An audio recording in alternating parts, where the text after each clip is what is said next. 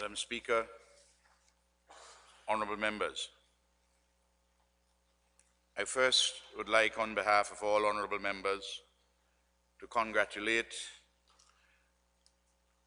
the Honorable Renee Batiste on her election as Speaker, and also His Excellency Mr. Walter Gumbs. These two officials are of the highest quality, and we are very honored to be able to have such distinguished citizens of the OECS to occupy these positions. We thank you very much.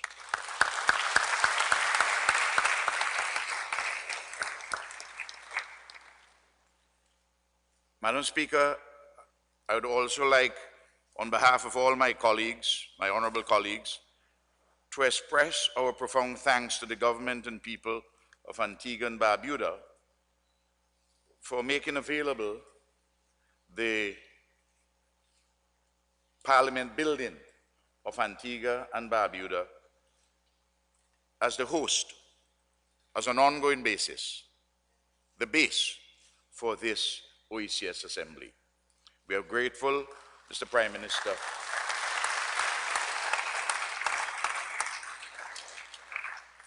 to your government and to the people of Antigua and Barbuda. Madam Speaker, permit me to extend congratulations to all the Olympians from the Caribbean, including our star from Gonsalves in Grenada, Rani James.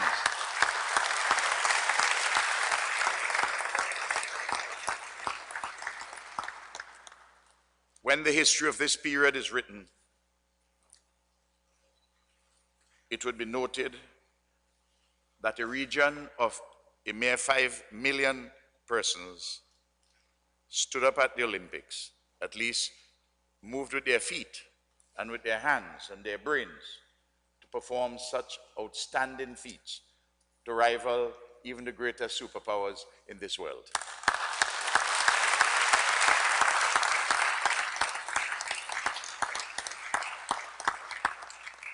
Madam Speaker, honorable members, this inaugural meeting of the OECS Assembly, the first concrete step regionally and collectively to engage the parliamentarians, government and opposition from the member states of the OECS in a profound consultative process in decision making, which hopefully would evolve into actual lawmaking and direct elections in the not too distant future.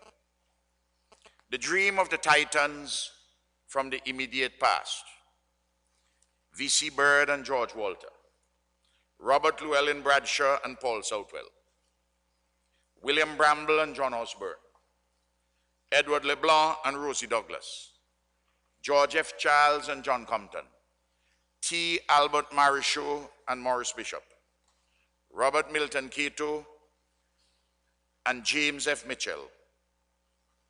The dream of all these titans of the past for a deeper union in our sub-region is now becoming a reality before our very eyes.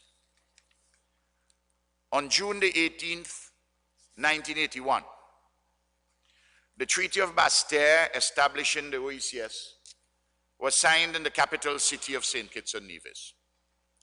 One member of this august assembly, the Honorable Lester Byrd, leader of the opposition in Antigua and Barbuda, was a signatory to the original treaty. The successor intergovernmental instrument, the revised Treaty of Bastille establishing the OECS Economic Union, which came into force in June 2010, was attested to by the distinguished Prime Minister of Antigua and Barbuda, the Honorable Baldwin Spencer, the leader of a political party which has been in electoral contestation for over 2 decades with that of the Honorable Leader of the Opposition. This fact signifies the absence of political partisanship in the crafting of and support for treaty arrangements designed to deepen functional, economic, and governance integration in our region. Across each of the member states of the OECS, the governing and opposition parties are at one on this issue, despite occasional dissonance on this or that detail. The 2010 revised Treaty of Bastia, inclusive of its Dispute Settlement Annex and the Economic Union Protocol, has revamped the original treaty in at least 7 major ways, namely, the strengthening of the framework for functional cooperation, the creation of a single financial and economic space, the securing of the freedom of movement of citizens of the protocol member states, that is to say the independent countries of the OECS and Montserrat. As we know, Anguilla and the British Virgin Islands are associate member states.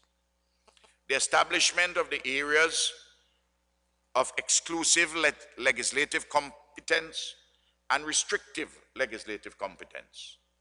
The according of additional decision-making powers to the OECS Authority, the Council of Ministers, and the Economic Affairs Council. The fortifying and extending of the general administrative oversight within the OECS through the creation of the OECS Commission, presided over by the OECS Director General, with representation at ambassadorial level from each member state, and the introduction of a legislative filter through the establishment of the OECS Assembly. All these innovations are directed at deepening and broadening OECS integration, improving responsible and more effective governance in the OECS, and delivering more benefits, much better, to the people of the OECS. Madam Speaker, each member state which has signed and ratified the revised treaty has solemnly agreed to take all steps to secure the enactment of legislation which are necessary to give effect to the provisions of this treaty and the decisions taken thereunder. Specific obligations are imposed on each member state within the framework of the general undertaking as to implementation. At the same time, the revised treaty declares in Article 5.4 thereof that, quote, nothing in this treaty requires a member state to undertake amendments to its constitution, and its obligations as to implementation are circumscribed accordingly, unquote.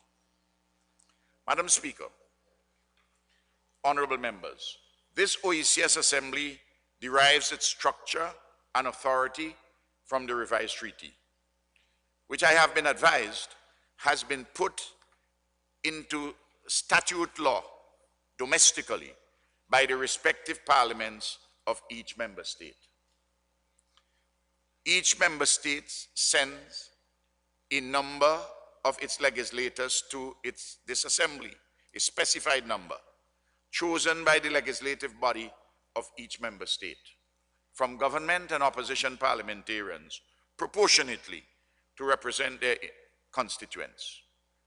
The central role of the OECS Assembly, as set out in Article 10.1.3 of the revised treaty, is to consider and report upon A,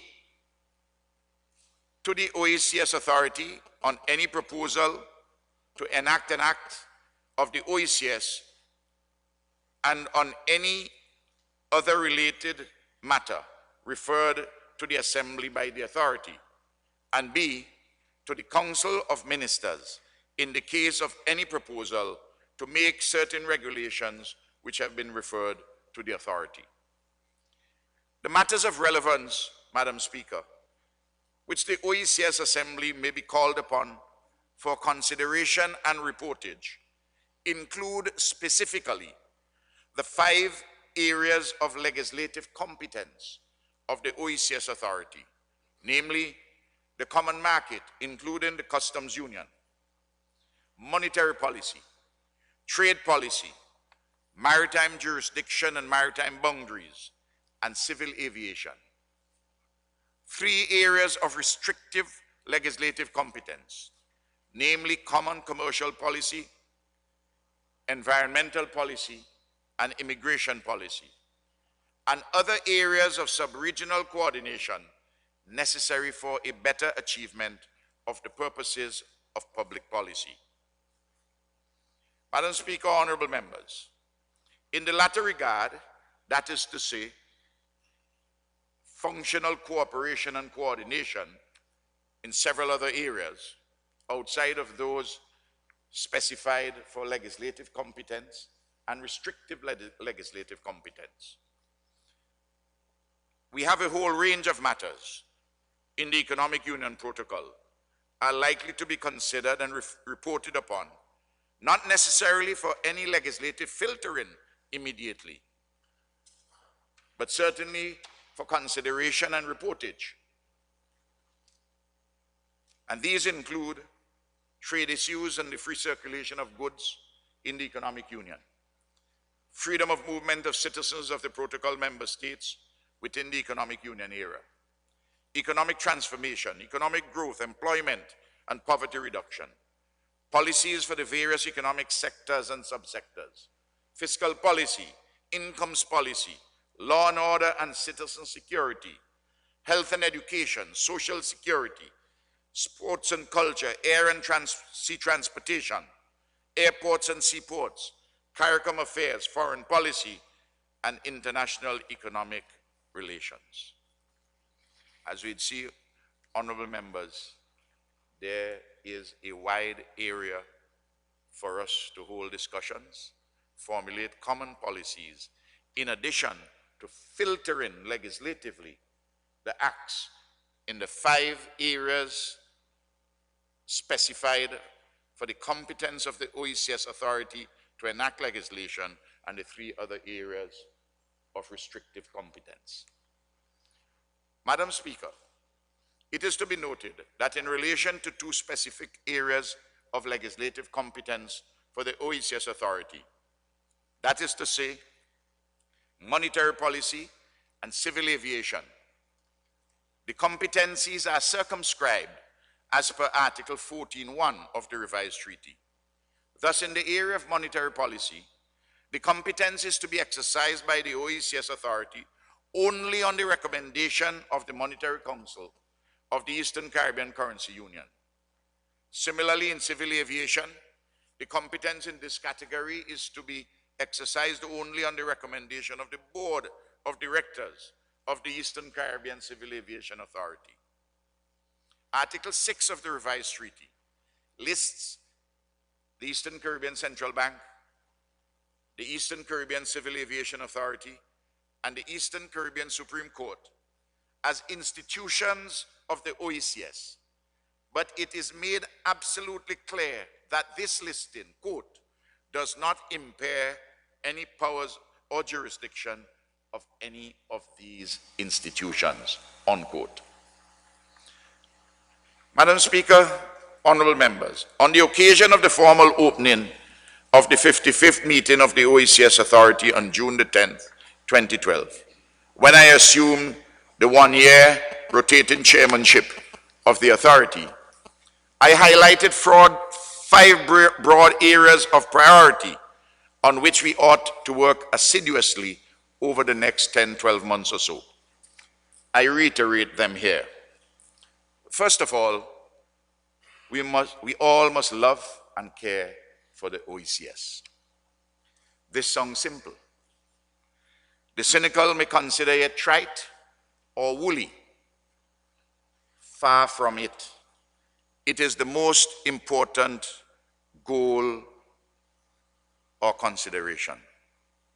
Each of us has an obligation to love and care for his family or her family, and to be considerate to those who depend on us. The OECS is part of our extended family. Indeed, politically, it is our family. If we speak in all the highfalutin tongues of men and women, or even of angels, but we have not love or caring, we are merely sounding brass and clanging cymbals. Our love and caring for the OECS must protect and preserve it, and contain our hopes and faith for the future. In everything we do or say politically, we must have the OECS at its center. We must approach its work with steadfastness and creativity. It must bind us ever more together.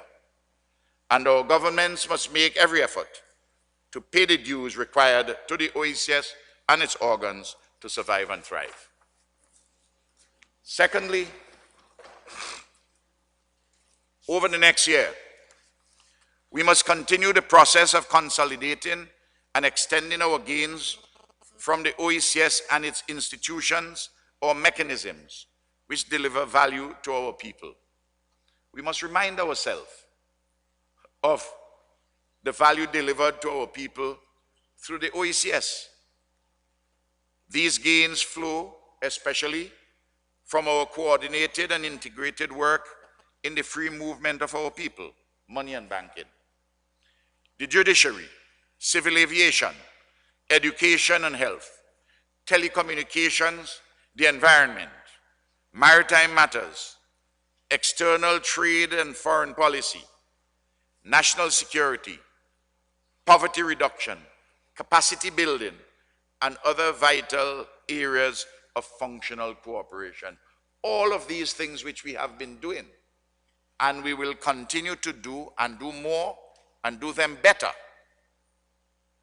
They bring lasting value to the people of our sub-region and improve the quality of their lives. And that is why we are about this exercise. This is not a mere intellectual or academic pursuit. This is to deliver real benefits for real flesh and blood people who constitute the citizens of our OECS region. Thirdly, we must make the revised Treaty of Bastille establishing the Economic Union take root. This recent advance in our sub-regional governance deepens and improves the integration mechanisms.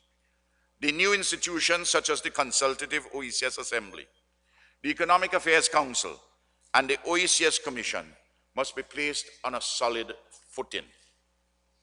Vitally, all matters resident in the Annex and Economic Union Protocol are to be fully elaborated and put within appropriate juridical frameworks over the next year. This protocol is of great importance, for example, to the freedom of movement of persons and goods. A host of trade issues are to be fine-tuned. The work ahead is hefty. The agenda is heavy laden, and the hands are few. Fourthly, we must finalize all necessary arrangements for the revised Treaty of Bastille to be accorded a special and differential place in the revised Treaty of Chaguaramas, which establishes CARICOM. Some within the wider CARICOM are resisting this reasonable proposal, so necessary and desirable for the continued optimal functioning of CARICOM. I feel sure, however, that wisdom will prevail in this regard. Fifthly, the OECS has to navigate itself properly in its own interests through and within a series of other cross-cutting regional mechanisms, including CARICOM, the Economic Partnership Agreement between CARIFORUM and the European Union, the proposed associate status of Martinique and Guadeloupe with the OECS, the ALBA, that is to say the Bolivarian alternative for our America, the Community of States of Latin America and the Caribbean, CELAC, and trading or developmental arrangements with other countries such as the United States of America and Canada. The configuration of regional integration is being altered before our very eyes. So the OECS and CARICOM too must accommodate themselves in their own interests to the altered and altering regional and global landscape of a more integrated political economy. We must accommodate ourselves, yes, to these realities, but we must also resist creatively and sensibly where such resistance is necessary and desirable. Madam Speaker, honorable members, do not for one moment think that we cannot suffer reversals in our sub-regional integration movement. To be sure, we have made immense progress since the original Treaty of Bastia was signed in 1981. Our revised Treaty of Bastia of 2010 has made a quantum leap in regional governance and the creation of a single economic space. But challenges abound. Ironically, the global economic crisis, which ought to cause us to bind ourselves ever more closely in a more perfect union, contains ingredients to divide and fragment us. Remember too, that our very islandness sometimes engenders unseemly nationalist or even chauvinistic impulses. So let us ever be reminded that divisiveness and West Indian unity are riding partners. We got to face these realities and make sure that the unity side of the contradictions prevails over the divisive elements. You know, we do not have far to look to remind us that we can have setbacks. CARICOM has suffered some setbacks recently, though the last meeting in St. Lucia gave us occasion to feel hopeful. But we are currently on pause in CARICOM in its quest for a single economy. I want us to avoid all these kinds of reversals in the OECS. And that is why I urge that above all, we must love and care for the OECS. It is our anchor in the dangerous regional and global communities.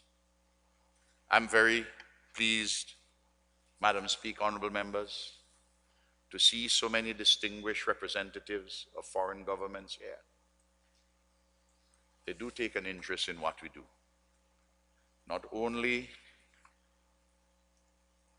the diplomatic representatives of our friendly allies, but we have in our midst too a delegation led by the President of the Regional Council of Martinique and Guadeloupe. And today,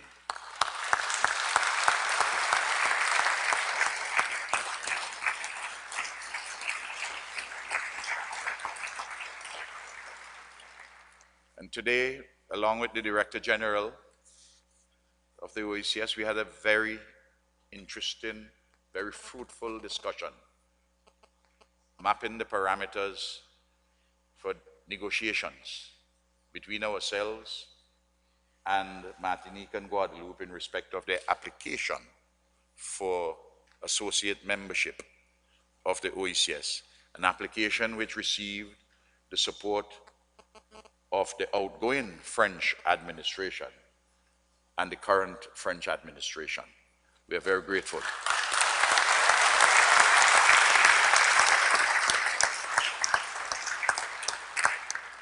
Perhaps aptly, Madam Speaker, honorable members,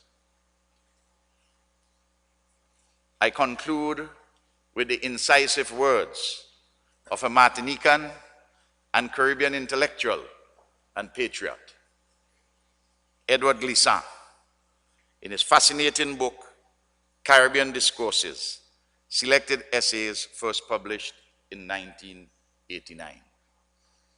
And this is what he had to say, quote, "The notion of Caribbeanness emerges from a reality that we will have to question but also corresponds to a dream that we must clarify and whose legitimacy must be demonstrated. This reality is there in essence, dense, inscribed in fact, but threatened, not inscribed in consciousness. The dream is vital, but not obvious. We cannot deny the reality. Cultures derived from plantations, insular civilization, social pyramids with an African or East Indian base and a European peak, languages of compromise, cultural phenomenon of creolization, pattern of encounter and synthesis, persistence of the African presence, cultivation of sugarcane, corn, and pepper, site where rhythms are combined, peoples formed by orality. There is potential in this reality.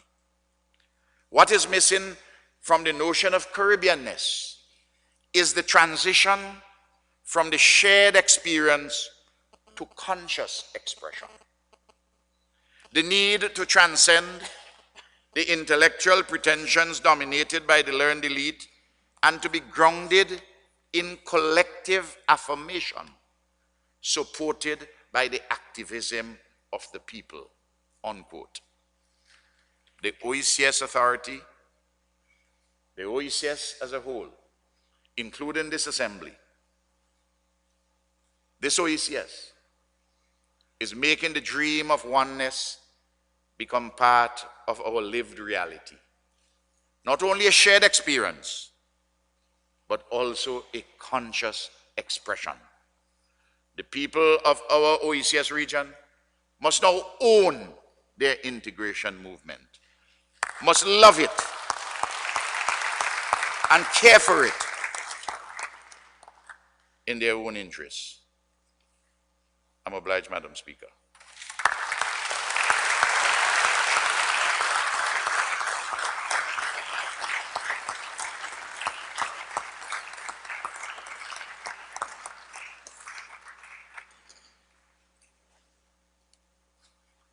Honorable Mark Brantley, MP, on behalf of the OECS Leaders of Opposition.